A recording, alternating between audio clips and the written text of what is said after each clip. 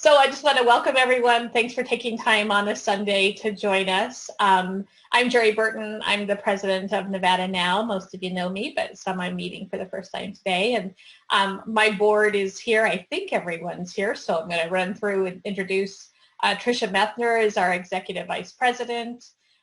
Eva Love, who's been helping with the program already this afternoon, she's our vice president outreach. Madalena Robertson is Vice President Media. She helps with the graphics and the website, and it's my right hand. Vice President Legislative Action. Well, so this is Sue Bird. She's got a lot of hats. She is Vice President Legislative Action, Nevada Now PAC Treasurer, and she's chair of our legislative committee that we're busy with this time of year. And Lenoring Briley is our Nevada Now Treasurer. And Michelle Maese is our secretary and helps me plan these wonderful programs. Thank you, Michelle. So, and Madalena will be putting in the chat some information on how you can join Nevada Now. We're all volunteers, so membership is what funds our activities and the work that we do. We also have a legislative committee that she'll put some information on how you can join. We've been meeting weekly, and we've been working with progressive groups around the state and working on feminist legislation. She'll put a link in there on how you can see what we are supporting and working on. With only a month to go, we can use help staying on top of committee meetings and maybe bills you see that we have it on our list that we can help support in coalition with groups. So she has all that information there. We have a couple programs coming up. Our next program will be Sunday, May 16th at the usual 4 o'clock. We're going to hear about the foster care system and learn how to become a foster parent and be part of the CASA, or be a CASA volunteer.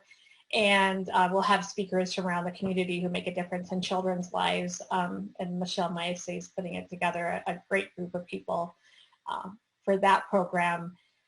And then on May 23rd, we're going to have an immigration, DACA, Keep Nevada Working Act, kind of a combination meeting. Assemblywoman Torres and some community organizers will be joining us for that meeting.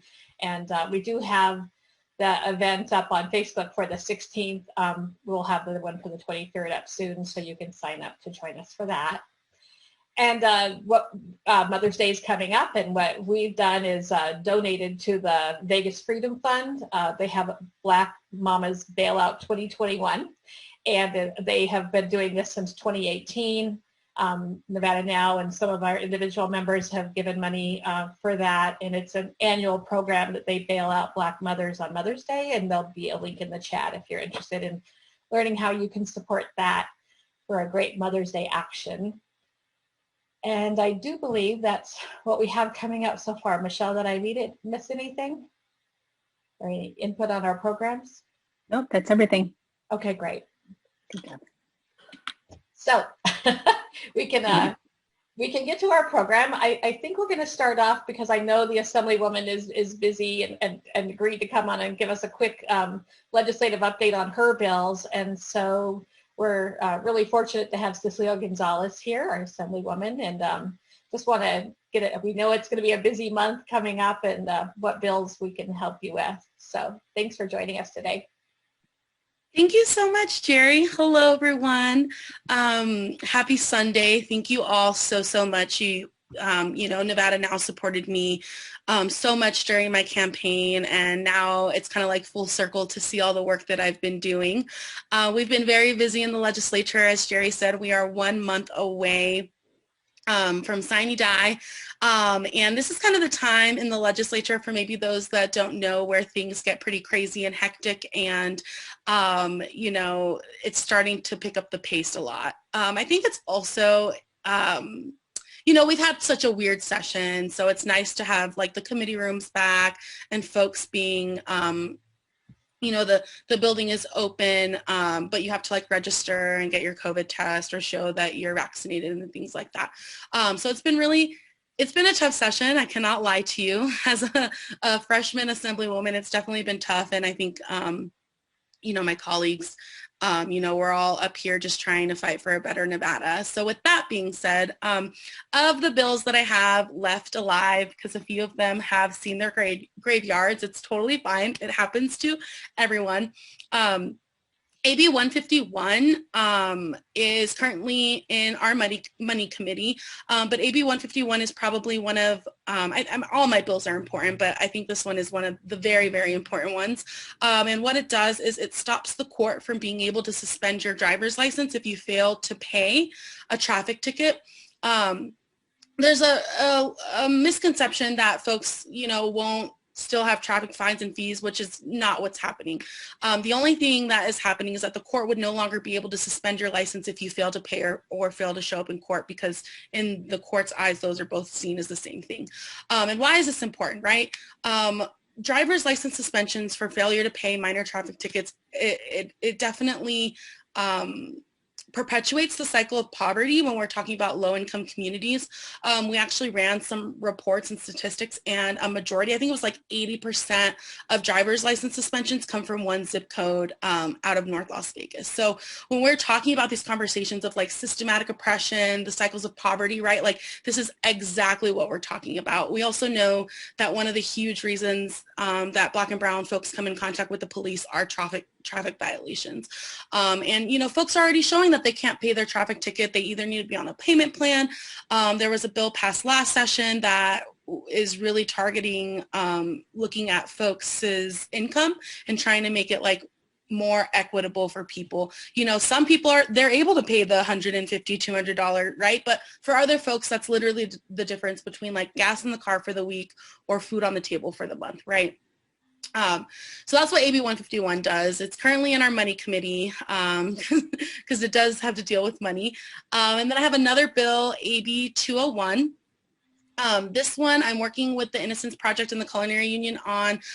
Very excited about this one, but basically what happened is that we've had a few high profile cases, wrongful conviction cases come out of Nevada. And so what this bill does is it kind of just codifies like what's federally already happening for DAs and for defense attorneys. You know, it's just putting it into statute.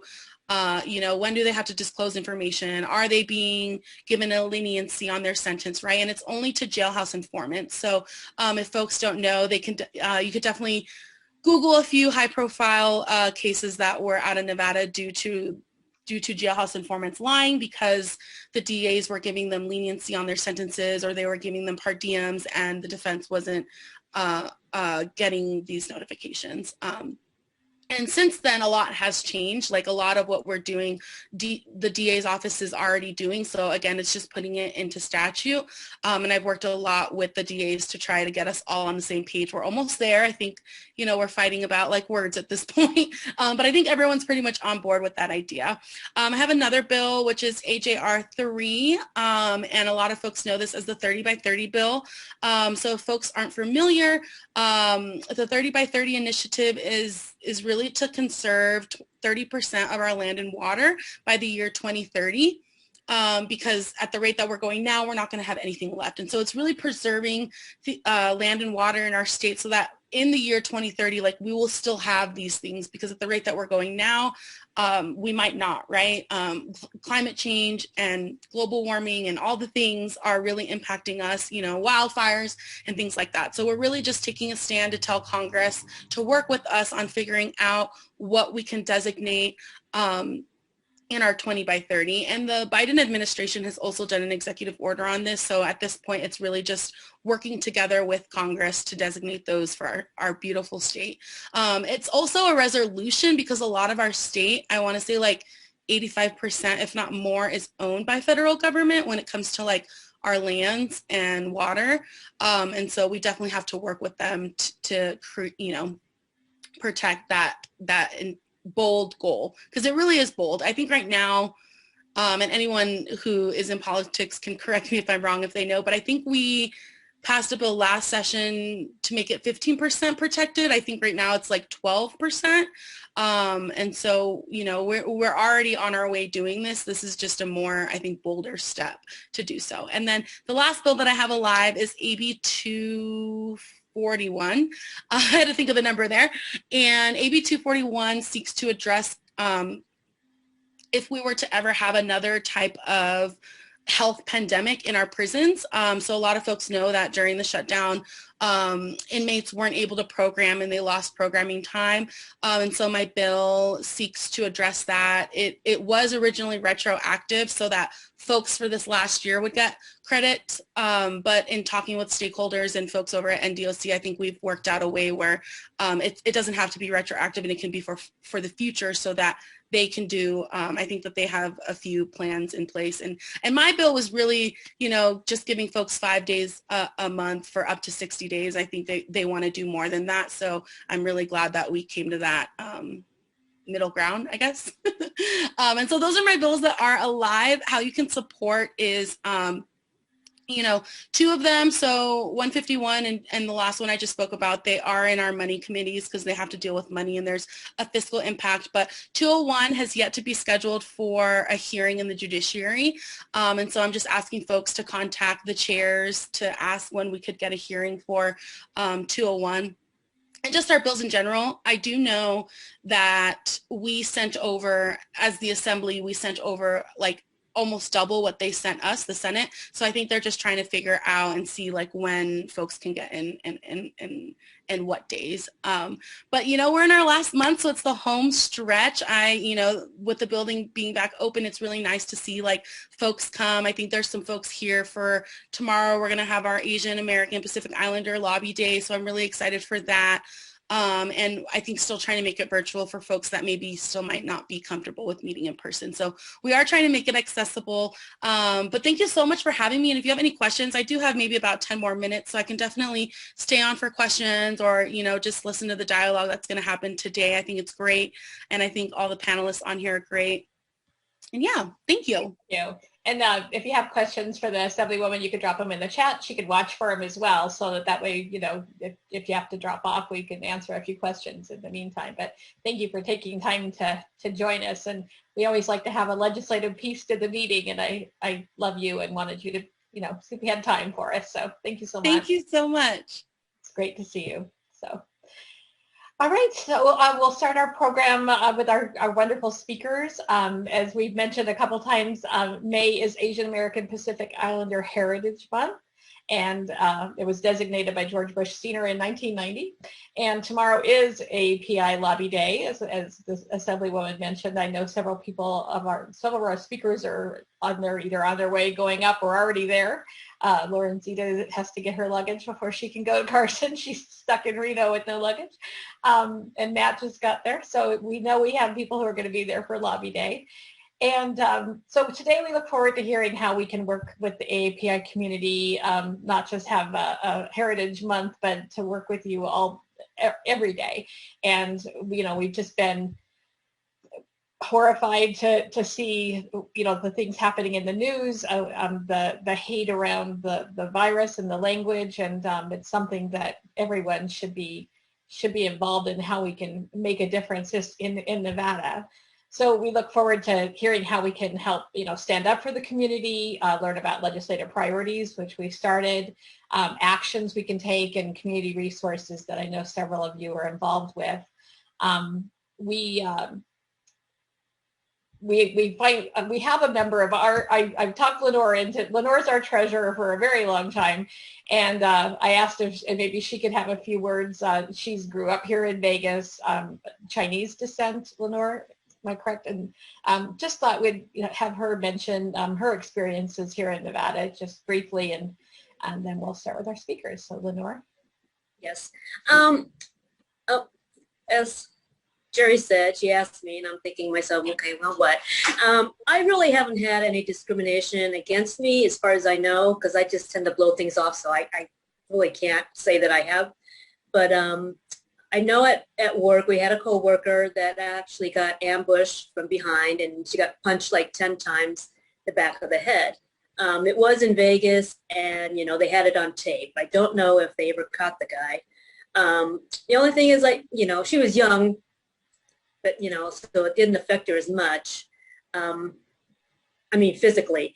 But my mom is in Arizona, and I am worried about her because, you know, she's 80 years old, and somebody can come up behind her, and, you know, she may not survive that. And then I find myself, you know, you have to, as a woman, be aware of your surroundings. Well, now I find myself, you know, looking back behind me to see if somebody's going to come running up. I'll watch my shadow and then see if there's somebody, you know, that's going to run up and stuff. So it's, you know, affected me that way. But thanks. Lenore, she does our treasurer, and she's not always wanting to speak in public, but I thought it was important to hear her experiences, and I know we'll be hearing from others today as well. So I think we're going to start with Grace Vergara-Machtel. Am I saying that right, Grace? She's the executive director of the SEIU Nevada Local 1107. We thank you for joining us again. I think a year ago, probably right around this time, we had you on a program, and it was just the beginning of the program. You spoke about the lack of PPE for people, you know, in the medical industry, unsafe work conditions for the frontline workers in hospitals and home care, and that you had told us that the AAPI community is the fastest growing group in Nevada, but with 70% of SEIU's hospital workers. And I was just remembered that from our last meeting. And we thank you for taking time to come and talk to us, and want to see how we can support what you're doing in the community and hear how it's going now. So thanks for joining us. Well, thanks, Jerry. Thank you, everyone. And thank you for creating this space where we can talk about an important issue. It is so important that we actually had a staff meeting yesterday, and we kind of open up our staff meeting because I think it's important that all of us be in a space where we can talk our experiences, like Lenore had talked about her worries about her mom, her worries about herself. It is a very important topic, but it's not an old topic, right? Racism in America is being hundreds and hundreds of years ago. And this is what I always talk to folks, because as SEIU is an anti-racist organization, we always talk about racism. We always talk about the structural racism, the systemic racism, but it's also this API hate. It's been a long, long time, 1800 years ago, right? But I think it didn't happen. I was a little disappointed when people start talking about it and make it so prominent in the conversation when Atlanta happened. And I'm glad and sad at the same time. I'm glad that it starts a conversation, but I am sad because racism against API did not start in Atlanta. It did not start when Georgia happened. It started hundreds of years ago. So I think it is important for all of us to understand that there is a connection in all of it. It is a system that was created. It is by design that this racism among racial ethnicity and all of cross-racial systemic racism was created, because that's how they can control us. That's how they can control the society. That's how they control all of us. And it is a system that white supremacy has done in the past. For me as an API, I did not grow up here. I came here as an adult.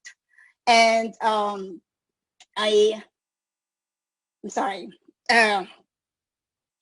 It is something that I thought America is better, right? When you're in the Philippines, you were told that you got to go to America. America is a great country. And then you hear and you experience the way that they look at you, the way that they treat you. It's different, right? So it is something that very close to our heart. One time we were walking, me and my sisters live in the same condominium community, and when we were walking in the afternoon on weekends, that's what we usually do. But lately, my nephew will text my sister and say, "Mom, be careful. I know you're walking with aunties, but you got to be careful." My son will, ask me, "You have to be careful, Mom," or he would walk with me. Or if I go to Chinatown, my son will say, be careful. It is heartbreaking that for me and my sister to just breathe the air outside, my nephews and my son have to be worried. Yeah, I think those are the kinds. I did not have experience on somebody telling me to go back to my country, or at least maybe I didn't, because I'm sometimes don't pay attention to that negativity, and maybe I did, I just didn't notice. But for my son and my nephews to be worried lately, just for us to walk, it's something that's heartbreaking. So I really appreciate you opening this conversation and making it all a safe space for the discussion. But the good thing about what's happening now, because I always look at the good thing out of negative, is, you know, there's activism that are happening, and I know I might not see the changes in my lifetime, but I think for me, it's important to fight now so that my children's children are safe. So activism of the youth is coming up. You know, the Senate approving the legislation that would help combat the rise in the crime against Asian Americans is great. They passed it last week. The measure, it would make it easier for law enforcement to investigate hate crimes against Asian Americans, because before all of this, you know, people don't call it hate crime. I don't understand. If somebody hits somebody, even if they don't say anything, to me, it's a hate, right? So I think that is good, and I hope that it passed. But what can we do as a community? Because I feel like now, even though I'm only show up twice, I've always tried, but that doesn't work. But I feel like we are a community, and I feel like there is something that we can do now. I think, you know, there's a lot of conversations, and there's a lot of rallies, and I always say that rallies are great, but we cannot do a feel-good rally. I call a feel-good rally when people go to the rally and they feel good because they feel energetic, and then they go home and really not thinking about how can I get more involved. Those are the feel-good rally that I call. So I think one thing that I feel that we need to talk about is the history of API in America. There's so much, there's a lack of talking about what are the contributions of the API in America.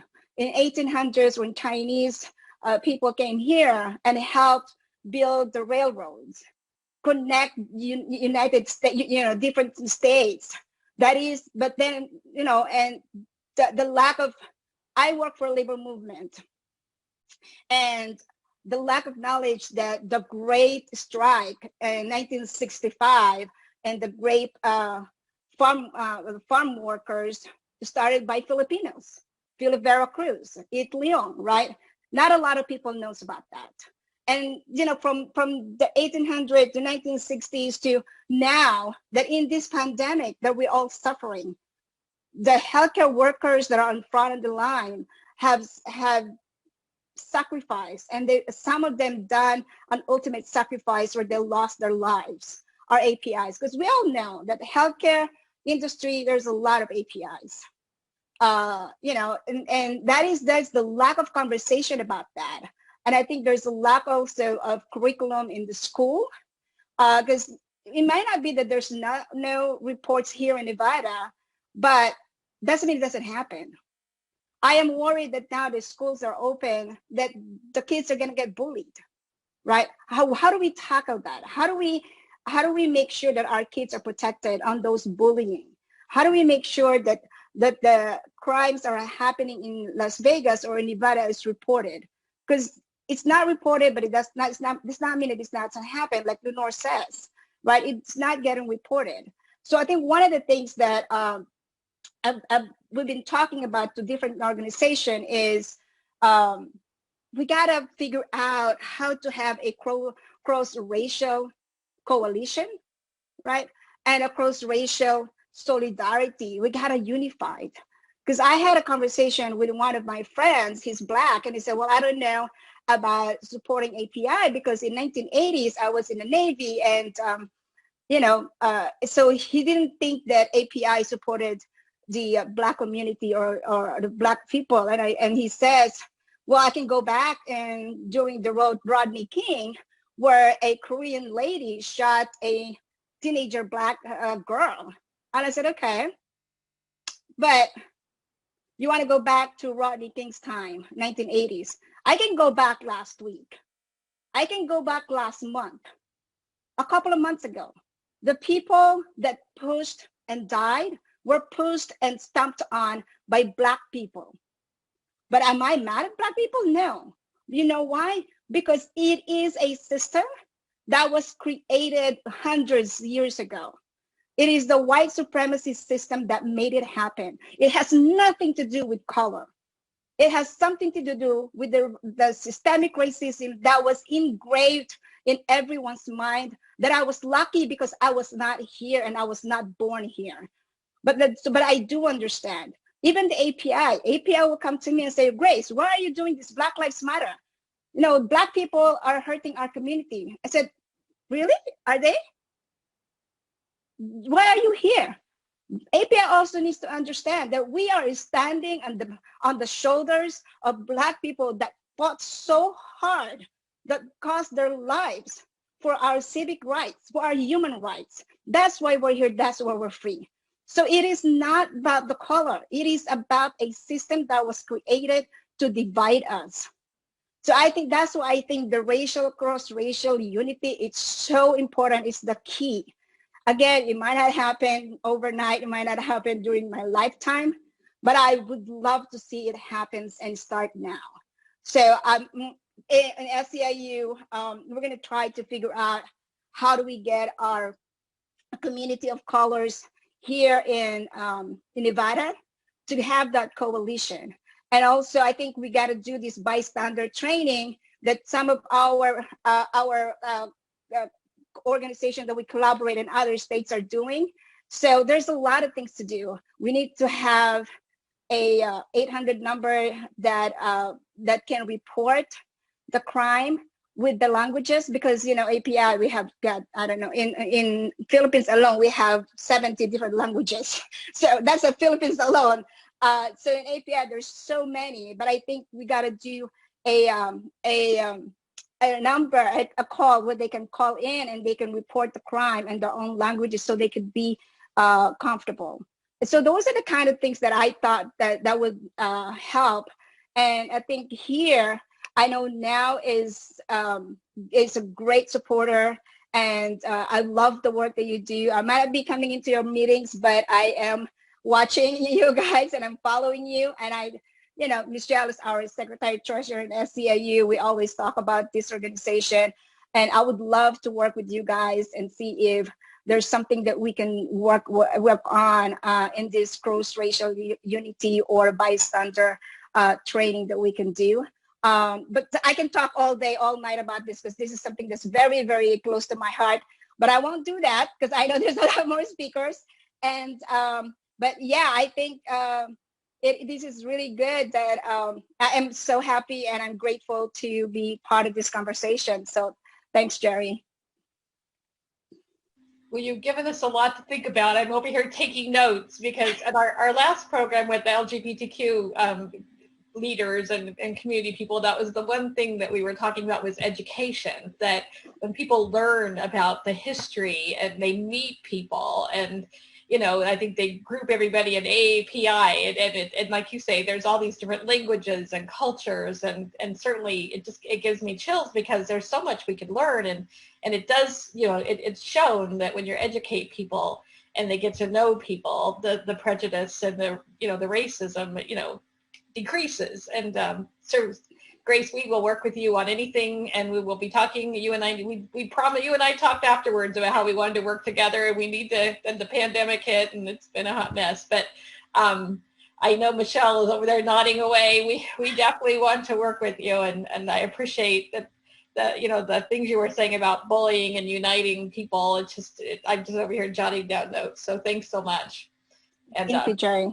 we will definitely be working with you. We love you. We love we're watching you too. We love the work you're doing. So we've all been doing the best we can through this pandemic. So we're going to go. Our next speaker is Professor Sarita Ferris. This is my first time meeting the professor. She's a licensed clinical social worker. Is that correct, Sarita? And yes. We're just so happy you can join us. And it's all you. We're looking forward to hearing about you and what you do. Awesome. Thank you. Thank you guys so much for having me. I'm Sarita Ferris, like she said, and I teach a class, social work class for undergraduate students at UNLV, and I'm a licensed mental health professional. I own my own mental health agency, and mental health is kind of a passion of mine. So I will be actually talking about how to address mental health and how mental health is impacted by the recent acts of violence against the AAPI community. So to kind of get this conversation started, I wanted to define racial trauma. So what you guys are experiencing, what you're talking about, is actually called racial trauma. The definition of that is the mental and emotional injury caused by encounters with racial bias and ethnic discrimination, racism, and hate crimes. So everything that Grace was mentioning and Lenore was mentioning earlier is part of the definition of racial trauma. It is an important thing to note that racial trauma is not an actual mental health diagnosis. However, it can cause mental health stressors, which are similar to post-traumatic symptoms. So in regards to how racial trauma impacts someone who's directly impacted by racist acts, I believe Lenore and Grace both touched on this in terms of what's called hypervigilance. So there was a general sense of awareness of safety before, but now going out, it is this hyper awareness.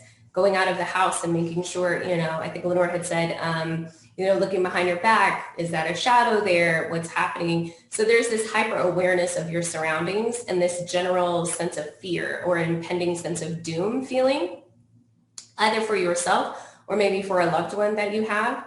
You can also experience from racial trauma or having the direct impact of racial trauma, depressive symptoms.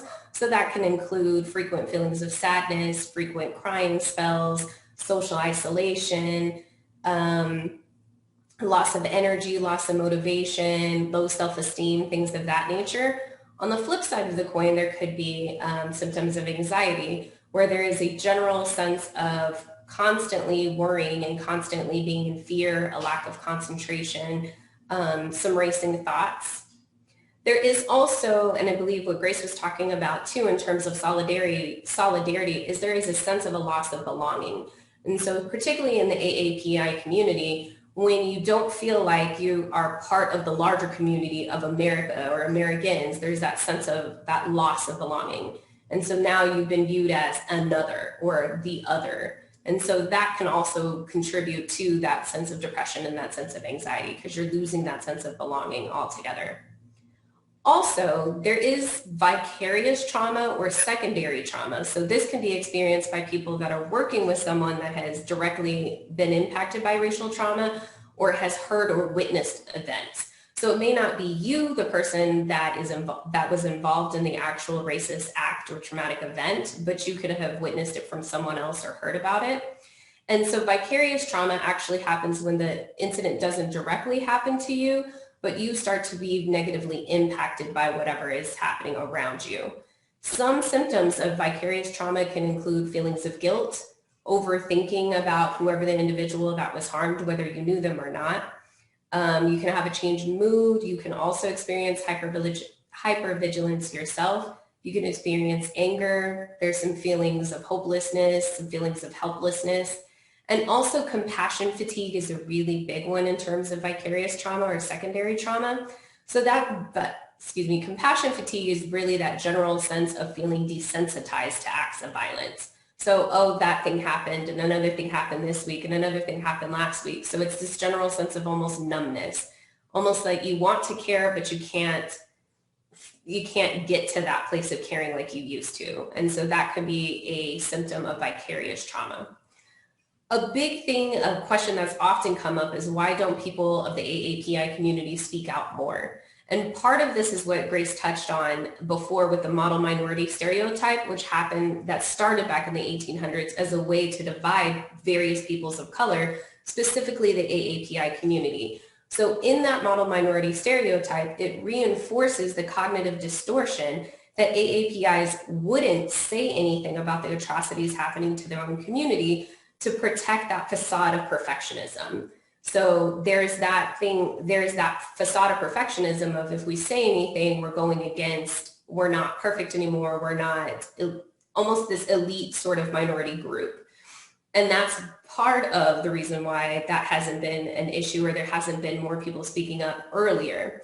The parallel to this feeling of the model minority stereotype is the feeling that you're almost not allowed to say anything if you're part of the AAPI community, because African American communities has gone through years of systemic racism and oppression and violent acts.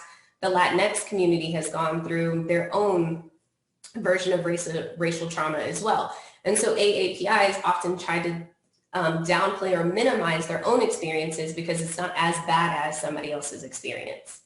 And finally, if you're someone that's like biracial like myself, I'm half Black and half Filipina, if you're not seen as Filipino, or if you're not seen as Asian, or if you're not seen, or if you are Black passing or XYZ passing, there's this sort of sense that I'm not the targeted group. So I shouldn't use my voice because people don't automatically recognize me as being Asian. So I don't really have a platform and I can't speak on it because I'm not the main person that's being targeted. But if you are part of the community, you're part of the community and that is it. But there has been this sense of loss of racial identity amongst people that are multiracial or biracial. And so that stops people like myself from speaking up and speaking out. So all this brings me to a call to action. So what can we do about all of this, right? So we have all these mental health issues, we have all this racial trauma happening. The first thing I would like to say is to help destigmatize mental health. So the first thing that you can do is talk to other people. Have they encountered any racist issues or incidents, and allowing them a platform to be able to speak about those incidents and what happened and what did they do about it, what did they gain from that experience. Also have the conversation with your family members, friends, acquaintances that you know, people that you know. Ask your family members or friends if they feel safe. What protective measures have they taken? Are they talking to each other before they leave the house? Are they, do they have a taser? Do they have mace? Do they have, walking in well-lit streets? Are we walking in groups?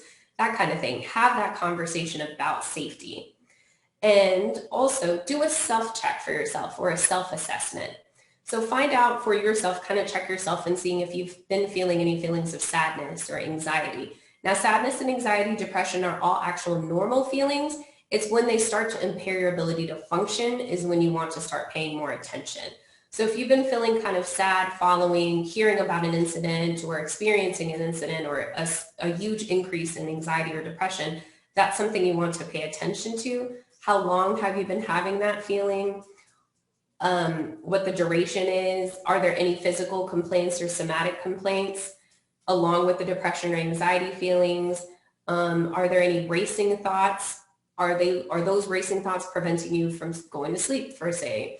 Or are you experiencing any nightmares about an incident that you've actually experienced or not experienced? Is your appetite being affected? We also want to encourage our family members and friends to seek help. So if you yourself are experiencing any of these symptoms, you can seek help. Therapy, there's this misconception that therapy is only for people that are in crisis. It absolutely is not. So even if this is your first time ever experiencing these symptoms, you need a safe place to talk about that, and you need to be able to process your feelings. So there are therapists and professionals in the mental health community that are part of the AAPI community, as well as people that we can provide translators. So if English is not your first language, or you prefer not to speak in English or feel comfortable in a different language, there's definitely translation lines, so you don't have to pull a family member in to help you translate. So we can get that together to remove that barrier to mental health as well.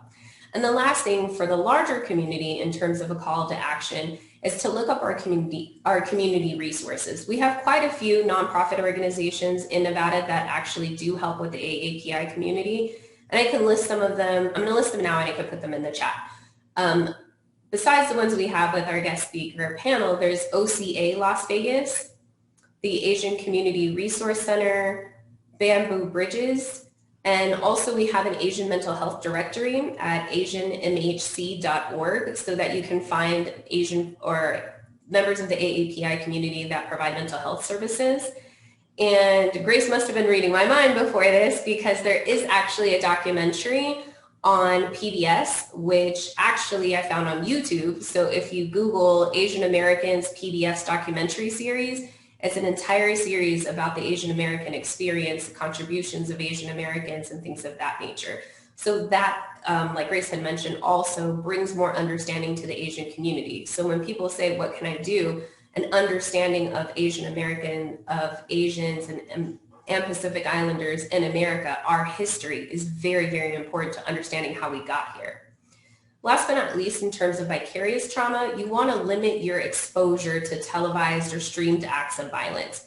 It's almost bad enough that we hear about them in detail, but it's another thing to expose yourself to it and watch it. And like with most things in social media, you can kind of go down that social media rabbit hole because they have the in links. Oh, well, watch this, you watch this too. So all of that can cause secondary trauma, which can lead to like compassion fatigue, depression, and anxiety, like I stated earlier. So you want to limit your exposure to that. But let's say that you've heard something, you've seen something, and then you become impacted by that in some way. You want to find a healthy outlet for that emotion, whatever the emotion is that you feel. So if that is talking to someone, journaling, things of that nature, you want to express that emotion. And then you want to distract yourself with something healthy. So after I've talked about it, I've processed it, I don't want to keep going down the rabbit hole. So I'm going to engage in something that gives me pleasure and that makes me happy. You also do not want to overgeneralize or assume how someone is feeling.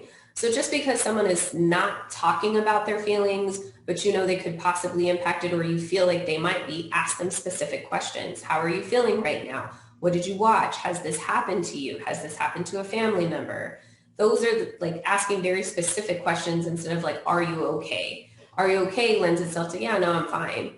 But if I've experienced a traumatic or a racial traumatic event, then I probably need to talk about that in more detail. And I probably wouldn't do that if somebody just asked me a very general question. So you want to be very specific with your questions.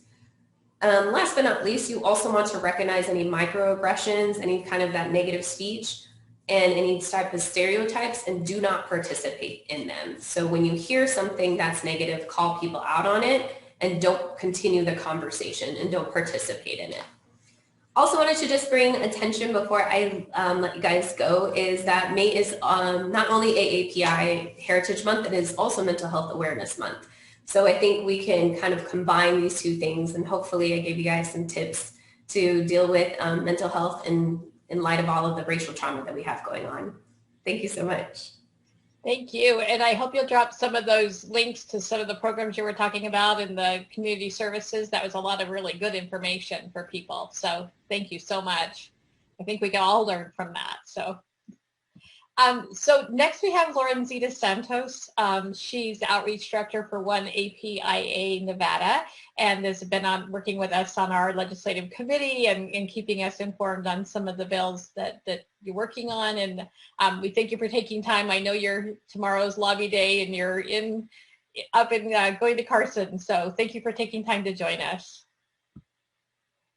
Yeah, of course. So I did want to introduce myself. Good evening, everyone. My name is Lorenzita Santos, and I do outreach for AAPI Nevada. To clarify, we're a grassroots 501c4 nonprofit that works to advance the interests of hardworking Asian Pacific Islanders here in Nevada. And first, I wanted to give some context. And I know we've already been seeing these statistics, but it's always good to see these numbers right in front of you. Just by the numbers in Nevada, we have about 300,000 APIA members. And to clarify, we say APIA because when we refer to Pacific Islanders in the same level as Asians, then it's more inclusive instead of just separating them. But I use them interchangeably, and if you use them interchangeably, that's completely fine. So we are the fastest growing community here, and also during the 2020 election, we asked a lot of our APIA members what issues matter the most to them, and we spent a lot of time identifying a couple of them. So we actually are very hungry here, not just for change, but for food. So we identified a couple of issues. So comprehensive immigration reform, health equity, education equity, economic justice, sustainability, environmental justice, and expanding democracy. Now, I know a lot of y'all know a lot about these, but and I believe that it's the easiest way to talk about like why we care about these issues is just explaining my story. And I'm going to stop sharing my screen right here so you could just focus on me. So I want to talk a little bit about like why I do this work and how I came to get started at OAN. 29 years ago, my father came to the US with minimal English and the determination to make a better life for my mom and older brother. He lived in the basement of the bakery where he worked, and he sent money back to my family in the Philippines. When my family came over, though, life didn't get any easier. My kuya, which is the honorific for older brother, was heavily bullied in school due to his Filipino accent.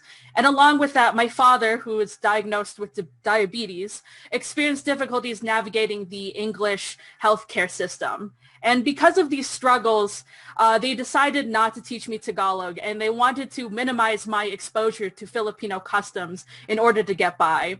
And this should not be the case. Language accessibility and our struggles have been minimized due to the model minority myth. And the work that we do here at OAN is to ensure that systems like healthcare, education, and everything else is accessible to people in the AAPI community. And also to ensure that the largely AAPI community is built with immigrants. So we have to make sure that we protect them as well as build solidarity with other marginalized communities. So back to the slide, just so you can look at me. So what do we do? Well, we actually have a lot of priority bills. Some of these, like you've seen before, Cecelia Gonzalez went over her license suspension bill, or oh, sorry, this is the different one. The fines bill, yes. I'm getting them confused. But a lot of these bills impact our AAPI community. So AB 177 requires prescription label translations for limited English proficient Nevadans. And also we have the English Language Learner Bill of Rights, which would allow translators for people or students in the K-12 system. We also have the Student Loan Borrower Bill of Rights, which would help our AAPI community. Fun fact, the AAPI community here in Nevada has the largest unmet financial needs. So we seriously need help. I am one of the people who has a lot of student debt. So just making sure that we have education equity is incredibly important. Along with that, it goes into our AB 235, which is just an education training for our graduating seniors in high school so that they know and how to navigate through the FAFSA system. And of course, we have the Keep Nevada Working Act, which is AB 376. And if you don't catch all of this, you will see this in our social media page. We will be blasting this out because it's going to be AAPI Lobby Days very soon. A priority bill also that we don't have on this list is public option, which is SB 420. Of course, just making healthcare accessible to all Nevadans, especially in the AAPI community, is very important. Going on, we don't just do legislative outreach, although that is the thing that I specifically do.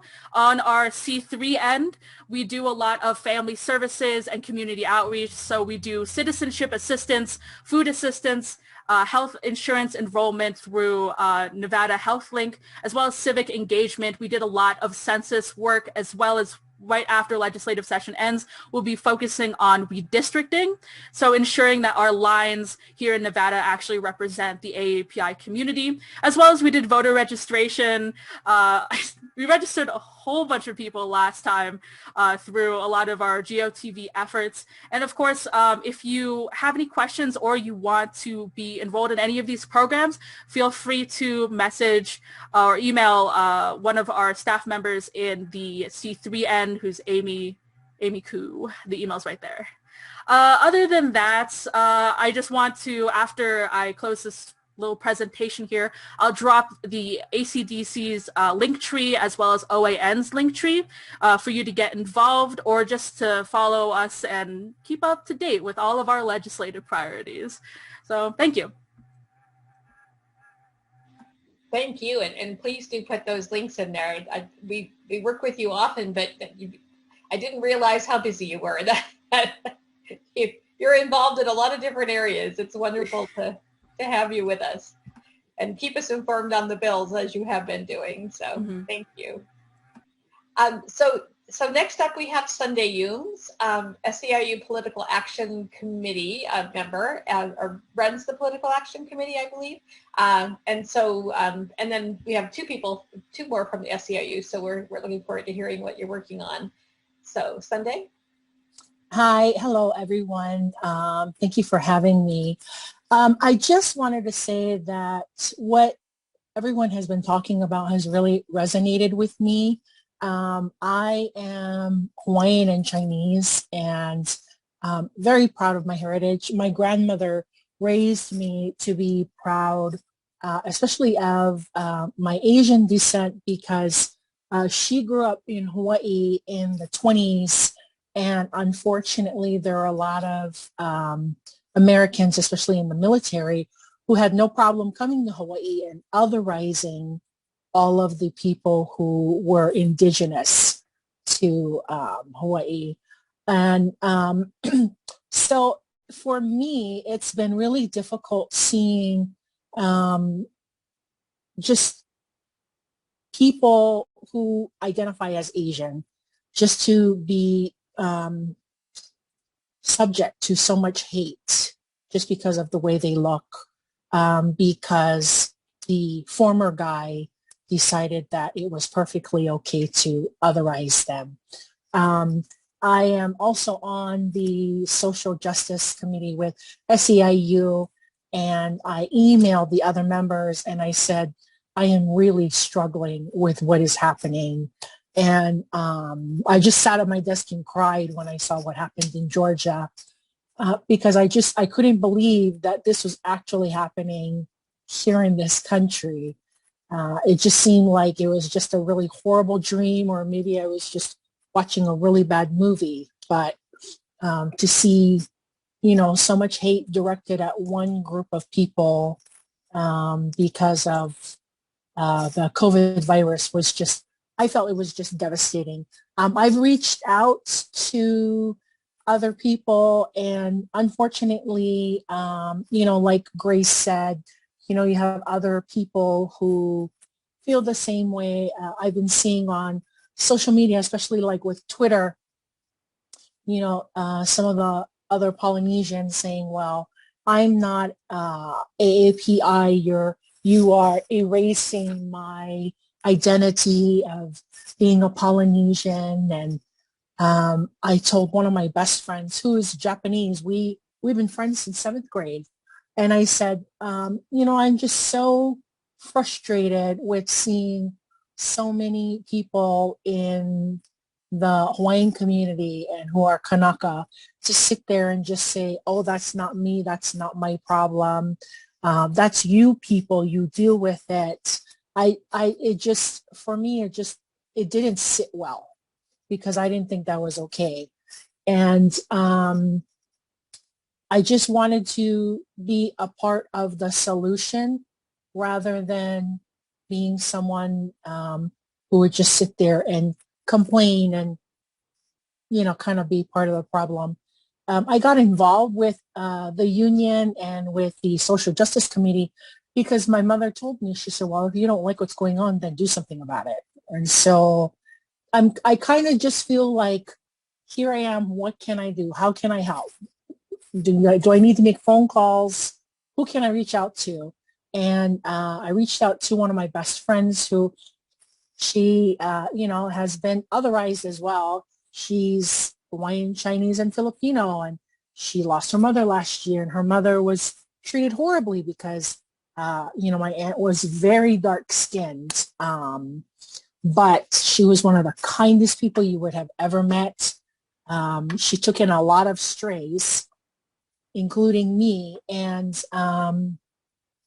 the thought of somebody being hateful to her or to one of my aunts here, I just couldn't. I wasn't okay with just sitting by and not doing anything. So I decided that I wanted to get involved. I reached out to the Hawaiian Civic Club. I thought, well, let me start there because they're a large group here.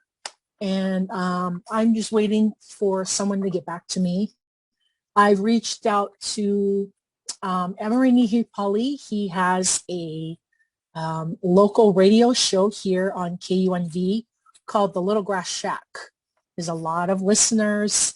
He has a Facebook page. He has a lot of people from Hawaii who listen. And I thought, well, if I can try to get a hold of him, maybe, you know, a few of us could go on to his show on a Sunday and actually have that conversation like, here's what's going on in our community. Let's get together and try to do something about it. Our community had no problem coming together to fight to protect our mountain and fighting to help protect the other places in Hawaii that are important to us. But how about we fight to protect the rest of our people who are hurting? I also reached out to a couple of the hula teachers, but I have not been successful. So I'm thinking that with our representative, being a representative and being in Congress and having that title, maybe she would have a lot better luck reaching out to these groups and having that conversation of how can I help? What can I do? How can I help reach out to people who maybe are helping or hurting, but again, they don't want to say anything because of the whole, you know, it's shameful. Don't make any trouble. You know, that kind of thinking that if they just kind of stay with that trauma, that it's just going to fester and poison them from the inside, and it's not going to help anybody. We also have been trying to come up with a way to do some kind of outreach with planning on within SEIU first and then moving on from there with something as simple as assisting the elderly community, or who we call the kupuna, you know, taking them to the doctors or to the grocery store if they don't feel safe enough to go alone. Or, you know, I would totally go and meet Grace and go for a walk, and I would bring my 20-year-old son just so they could see a group of people rather than just seeing, you know, 3 women that they thought that they could intimidate or, you know, maybe aggress upon.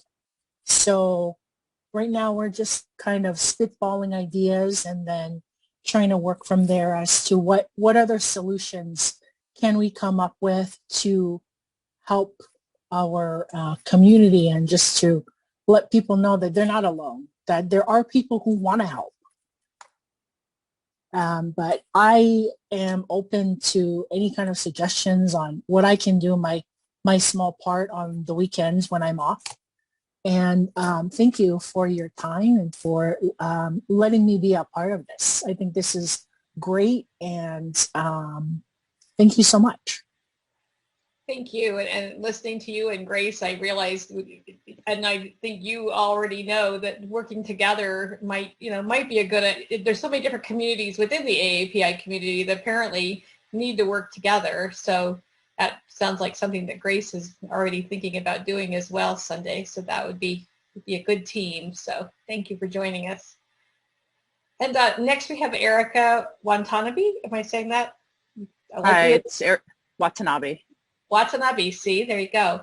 And you're also with SEIU, the Racial Justice Committee Chair. And, yes, I'm Chair of the Racial Justice Committee. Wonderful. Thank you for joining us, and we look forward to hearing from you. Hi, thank you for having me. So like I said, Erica Watanabe, Chair of the SEIU Racial Justice Committee. I'm extremely excited about this committee that Grace has gotten together, and I'm very passionate about this.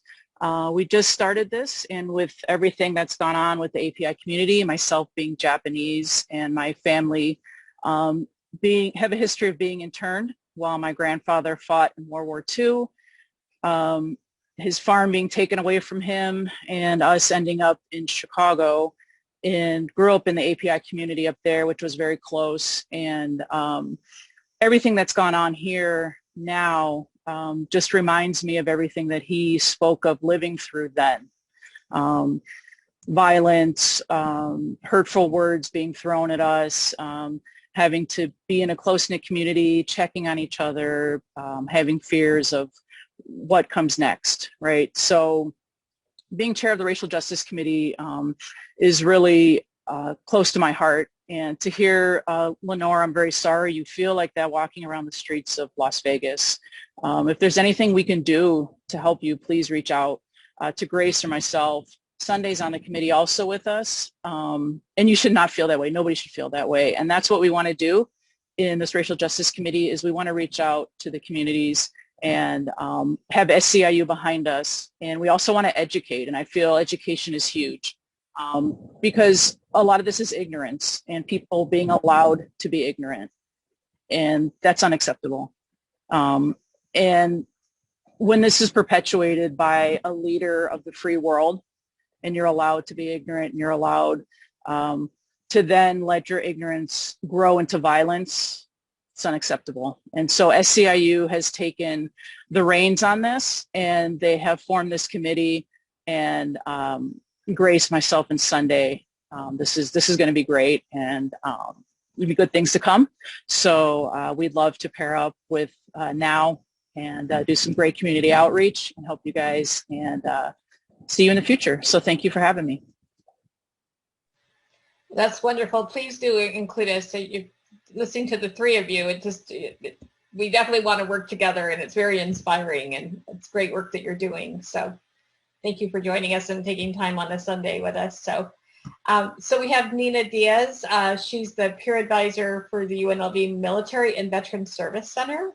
And I'll let her tell a little more about herself and thank you, Nina, for joining us.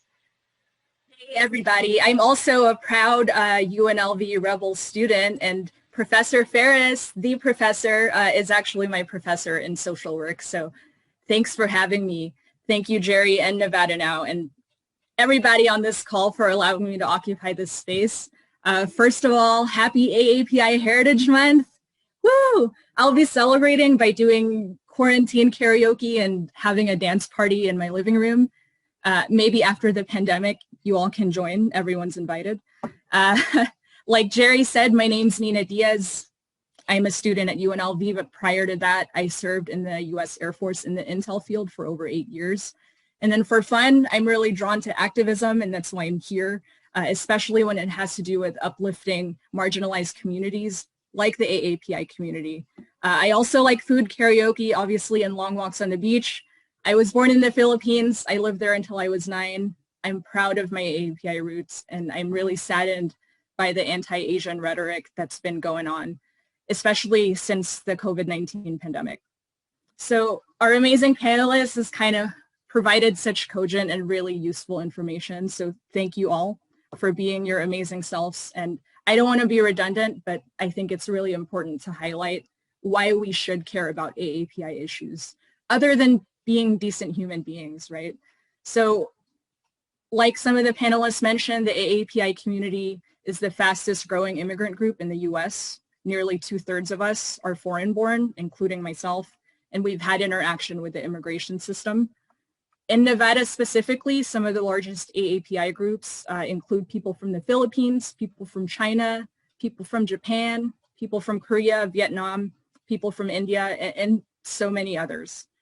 The AAPI community represents such a huge variety of groups, over 30 countries and ethnic groups in over 100 languages. 13% of our AAPI folks live below the poverty line, especially amongst the Hmong, Cambodian, Laotians, and Vietnamese communities. So I think it's really important to give those groups special attention. And like some of the panelists mentioned, anti-Asian violence and narrative has really increased in the US and in Nevada.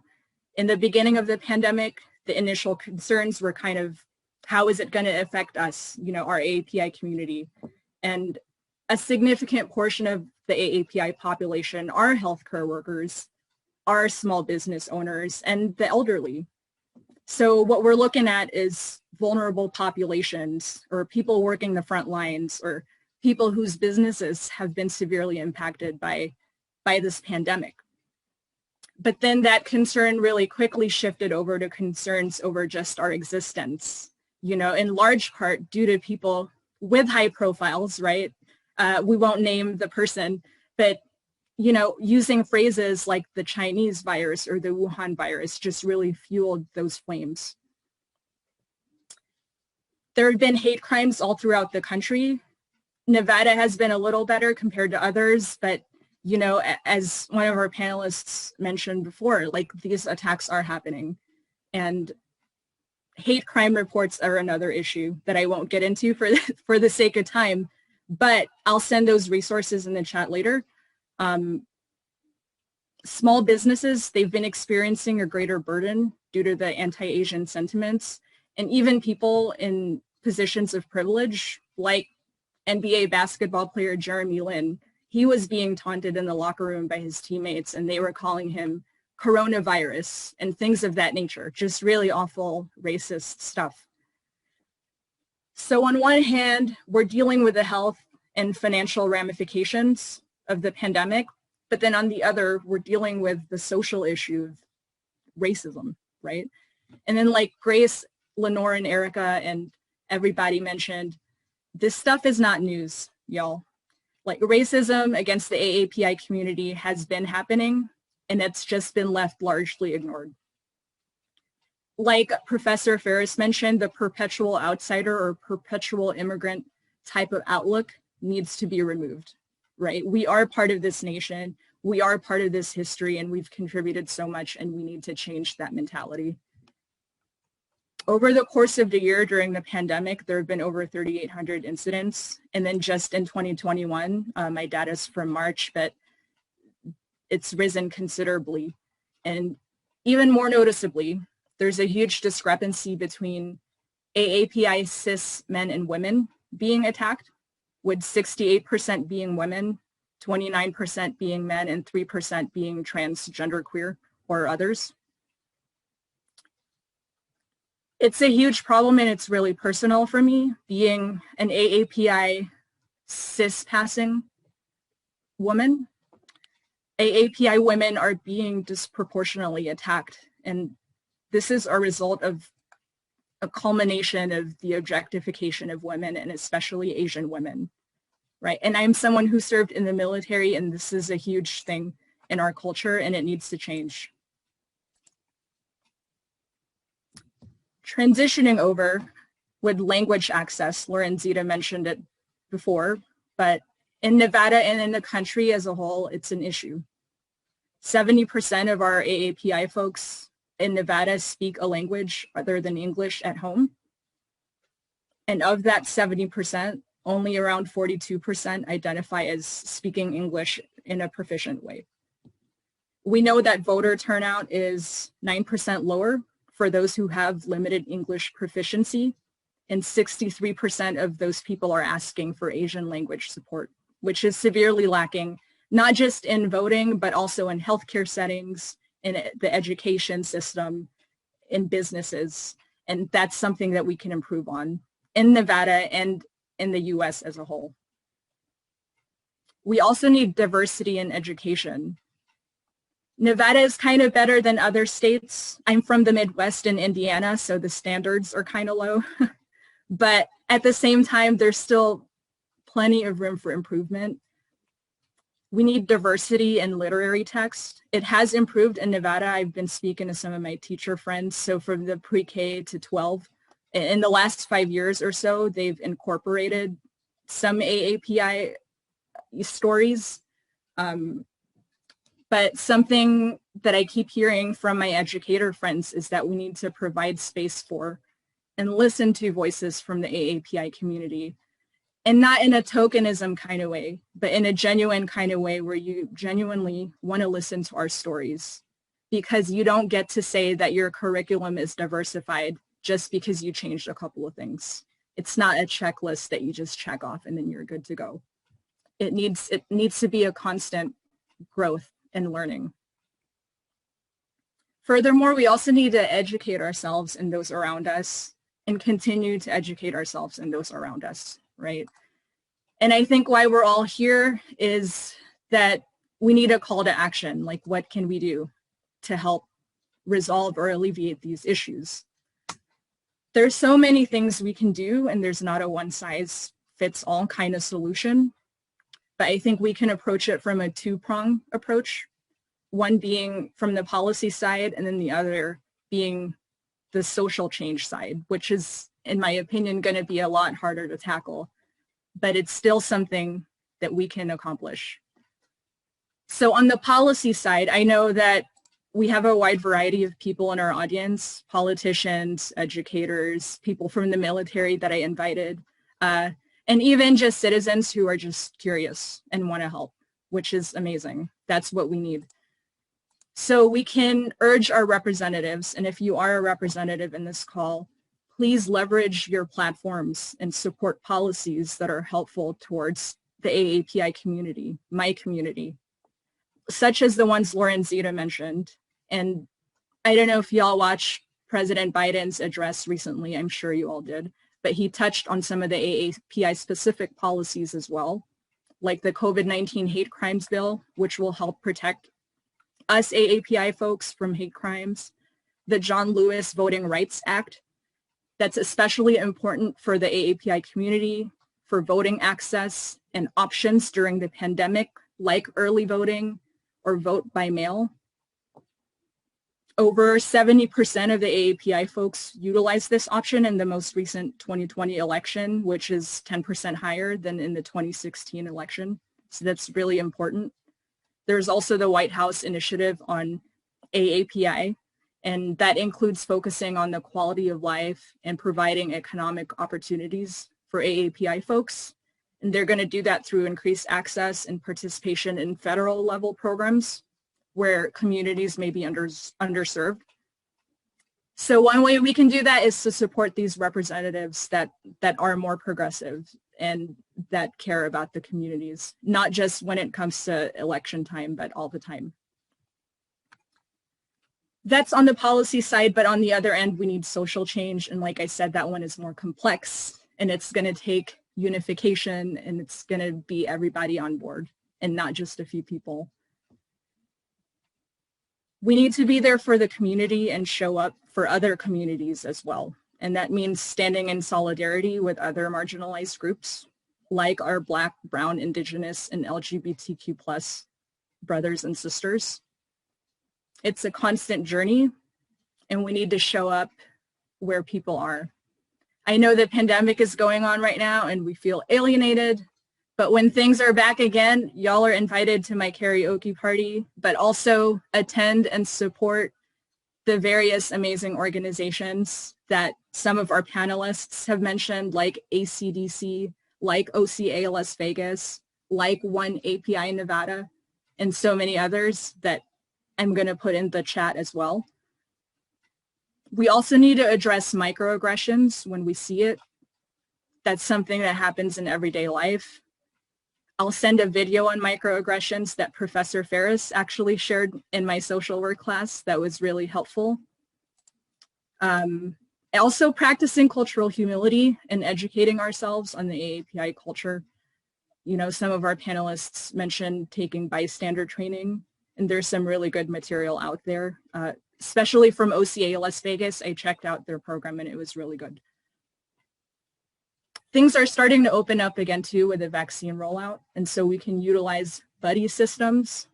So if you have a friend in the AAPI community, you know, if you're able and if you have the resources to do so, you know, offer to go with them to the store or to events. You know, offer to get their groceries for them if they're an elderly person. Also share resources on social media or at work. You know, word of mouth is so powerful. One of my favorite quotes from, it's a movie and a book, but they said, there was one character and another character. It was a conversation between the two. And one guy says to the other, no matter what you do, it'll never amount to anything more than a single drop in a limitless ocean. But the character responded, what is an ocean but a multitude of drops? And that resonated with me so much because we all have this power, and especially when we do it together. And even though this is a daunting task of creating social change, it is something that we can accomplish if we unify and we take it seriously and we do it together. So just be there for your folks, check on them. If you're a business owner or a supervisor, text or call your AAPI people and ask them how they're doing. You know, as an AAPI woman, I received texts from my friends after the Atlanta situation, and it means more than we think, just being there and practicing kindness and being there for one another. So sorry for my rant. Sorry, not sorry for occupying space. I appreciate this, and I'm really happy that we're spending this time together during AAPI Heritage Month. So thank you, Jerry, and thank you, Nevada Now. Thank you, Nina. I think you could add inspirational speaker to your list of accomplishments. I was feeling inspired, and a lot of this is sad, but it's also very inspiring to hear you all speak. And so I have to apologize to Matt because he's the last one and he's got to follow all these wonderful speakers, but we adore Matt.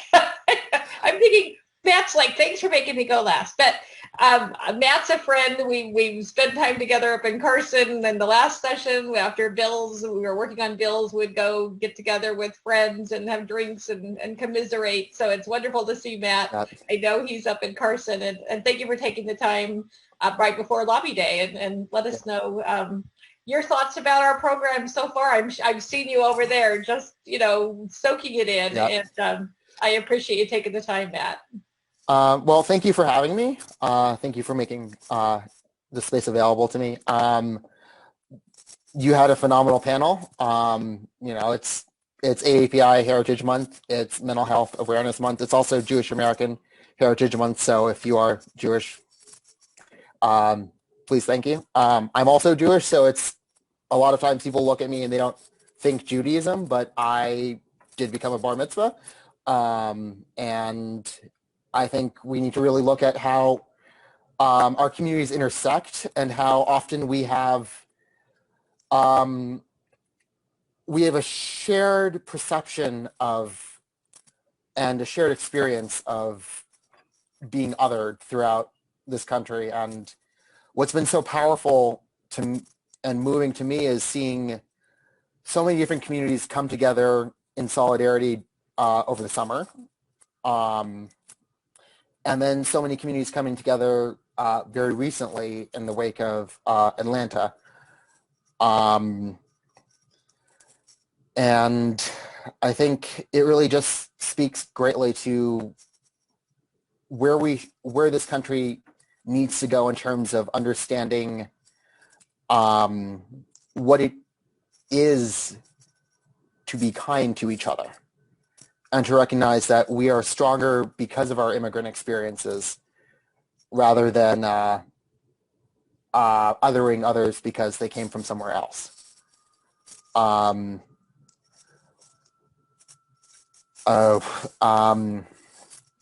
of my day job has been gone for the last year. I'm a audiovisual technician in our convention industry, and all of my members have pretty much sat idly by for the last 14 months as the convention trade show industry vanished.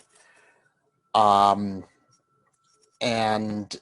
I'm very, very hopeful to see a good return, which is one of the reasons I'm up here, is to talk about some of the economic priorities the state is facing to get us out of what has been a complete and utter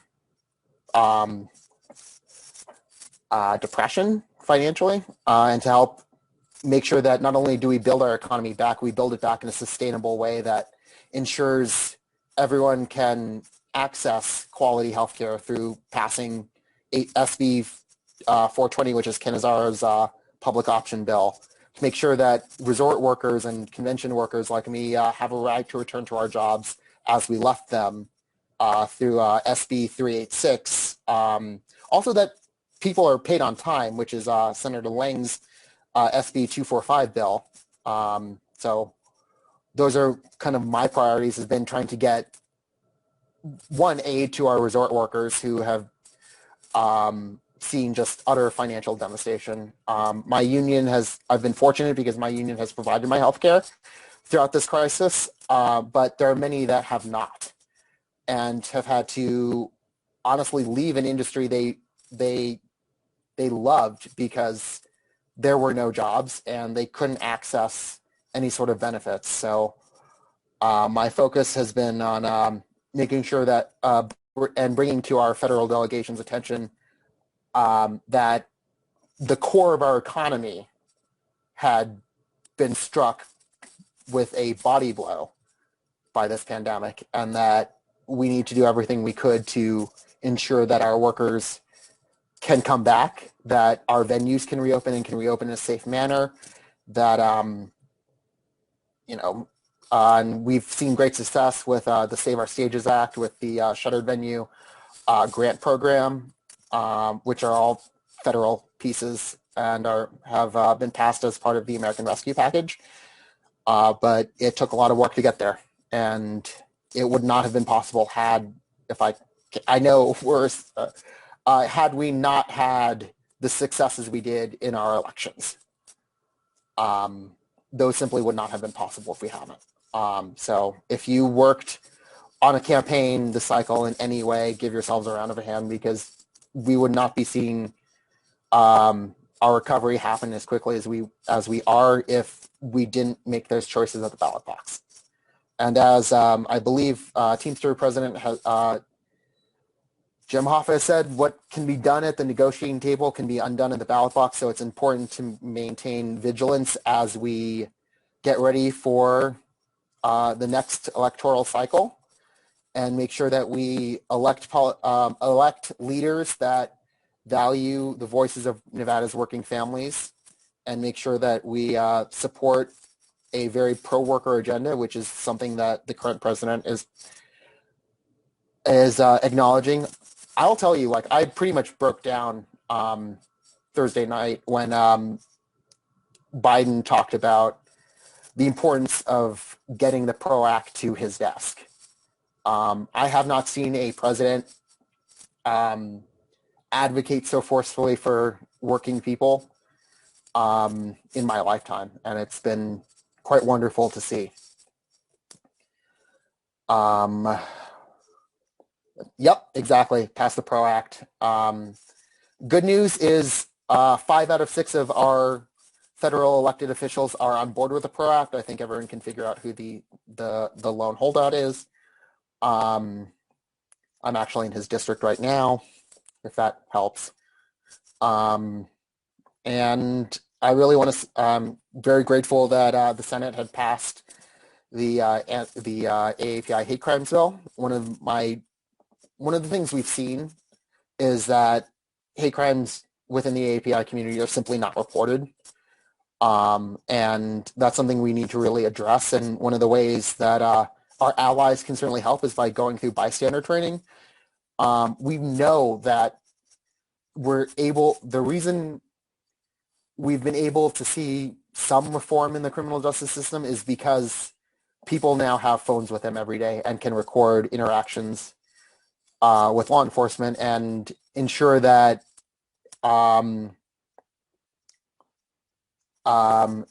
that honestly people aren't dying in the streets at the hands of our criminal justice system. I'm trying to read through all this. As far as what I'm looking forward to this week is this is the second AAPI Heritage Month celebration at the legislature. This is the second time we're up here for a lobby day, and I think it's going to be wonderful. I think it's good to see members of our community interacting with our legislature in such a public manner, and I think it's time we elect more AAPI individuals to represent Nevada as a whole. We know that the AAPI community is the fastest growing group in the state, and we also know that for the recently released census data that Nevada is the 5th fastest growing state population wise. So I really am looking forward to diving deeper into that data and looking at how our AAPI community has grown, which is why I know I was very active during the census process to make sure that people got counted and how vital it was to fill out the census. And we saw in New York what happened is that because 89 people did not fill out the census, they lost a representative. 89 people. I'm sure all of us can think of 89 people we know and what that entailed. I mean, Nevada didn't get an additional congressional seat, but we may be on track in the next 10 years. So I'm looking forward to seeing that as well. But I think, yeah, absolutely. Every voice matters. In that context is we need to see how our community continues to grow and how we can best serve that community. So thank you for having me. Oh, thank you. Just one question, Matt, when you were talking about the Senate passing the AAPI hate crimes bill, how is the Congress doing? Are our Congress members co-sponsors? Is there any work we need to do there? I honestly don't think we need to do much on our federal delegation. They've been on the right side of history so often, but if you do see a call to action, I would definitely maintain a good working relationship with our congressional delegation, but that could simply mean like thanking them for voting on a bill rather than demanding they do so, because we know they're going to. I know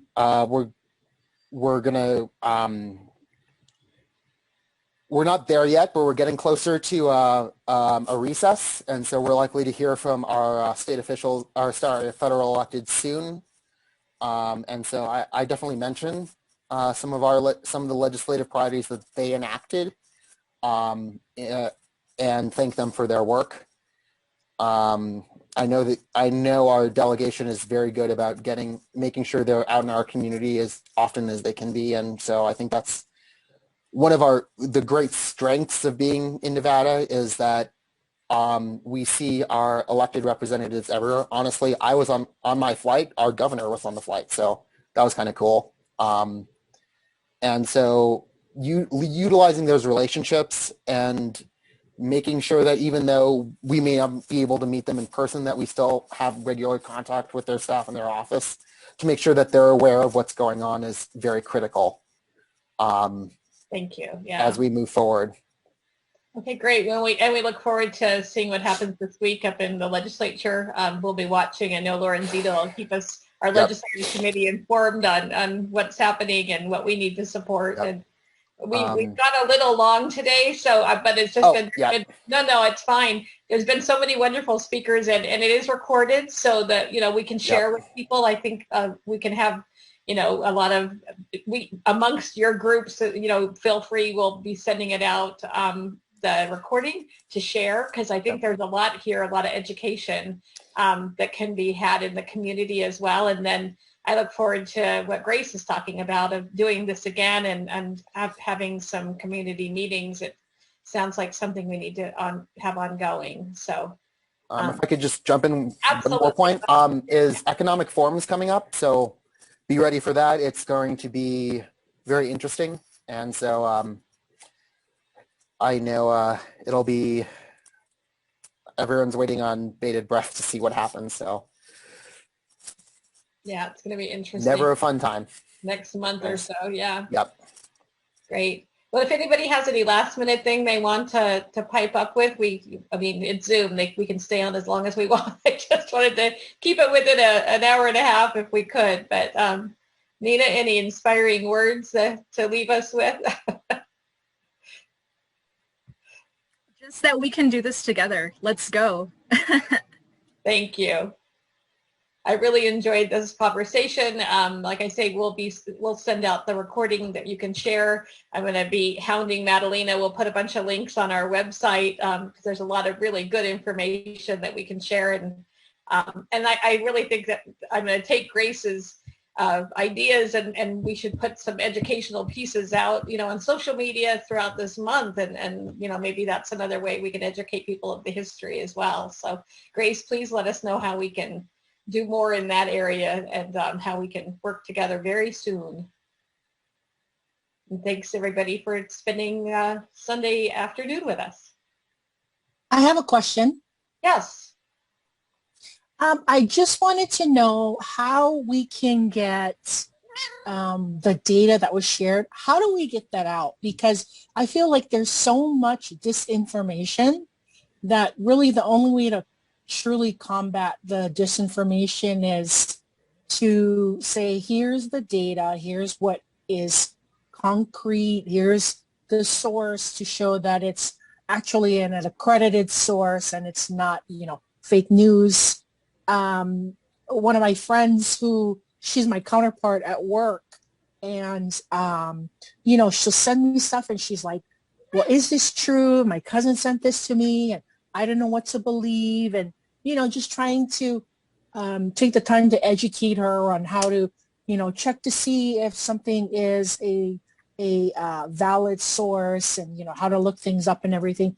A lot of people, they don't know how to do that. They don't know what the disinformation is. And I think that's something that we also need to, unfortunately, fight and combat it with, real numbers, real data, because, numbers don't lie.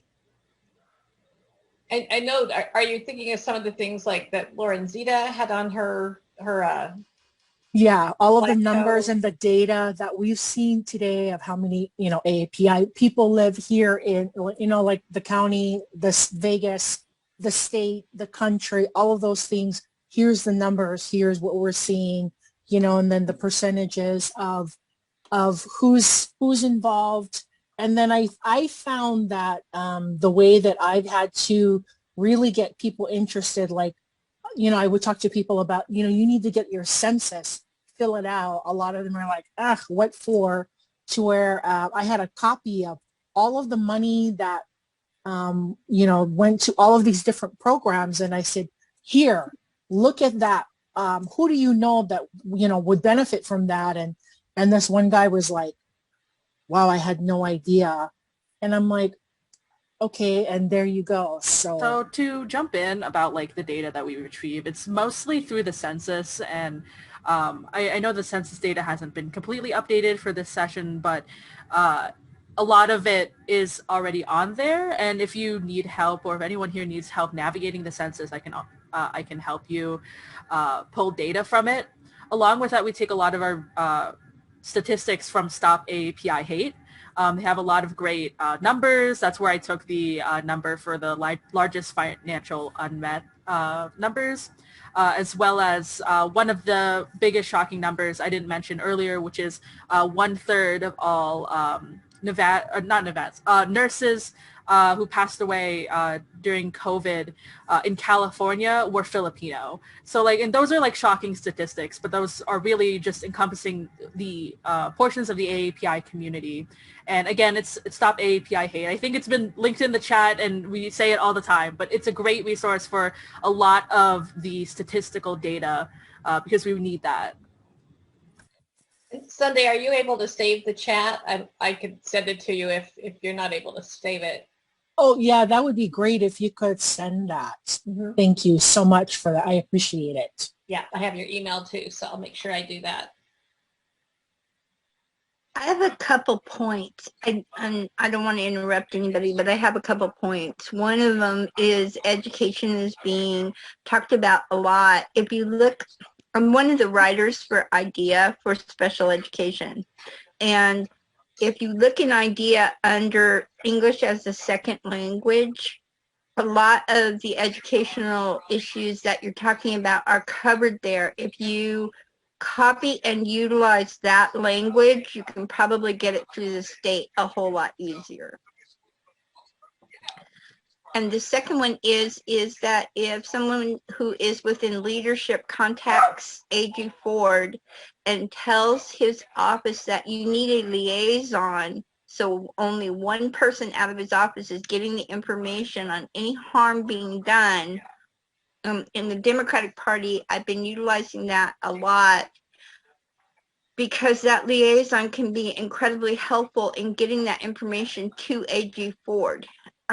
So if there is a lot of harassment and a lot of bigoted nonsense going on that can really harm somebody, then AG Ford's office is aware of it and can be looking into it and find out why the sheriff in your community isn't doing anything about it.